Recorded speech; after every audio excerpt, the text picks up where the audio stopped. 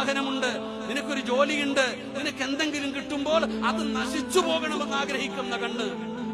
അല്ലാതെ നിനക്ക് കുറച്ച് സമ്പത്തുണ്ട്, അള്ളാഹു എനിക്കൂടെ തരണേ അല്ല എന്നല്ല. അവൻ്റെത് പോയി അവൻ എത്തിങ്ങാനയിലാകണം, അവന്റെ വീട് പോകണം, അവന്റെ വീട്ടിൽ എല്ലാം നശിക്കണം എന്ന് ആഗ്രഹിക്കുന്ന ഒരു രീതി. അതിൽ നിന്ന് രക്ഷപ്പെടാനുള്ള വഴിയെന്താ? ആ കണ്ണീരിൽ നിന്ന് രക്ഷപ്പെടാനുള്ള വഴിയെന്താ? അല്ലാഹുവിന്റെ പരിശുദ്ധമായ ഖുർആൻ ഒരു വഴി പറഞ്ഞു തരികയാണ്. നിന്റത് നശിച്ചു പോകണേ എന്ന് ആഗ്രഹിക്കുന്ന കണ്ണിൽ നിന്ന് രക്ഷപ്പെടാനുള്ള വഴിയെന്താ? ഖുൽ അഊദു ബിറബ്ബിന്നാസ്. ഖുർആൻ പറയുകയാണ്, വമിൻ ശർരി ഹാസിദിൻ ഇദാ ഹസദ്. ഈ സൂറത്താണ് പാരായണം ചെയ്യാൻ വിധങ്ങൾ പറഞ്ഞത്.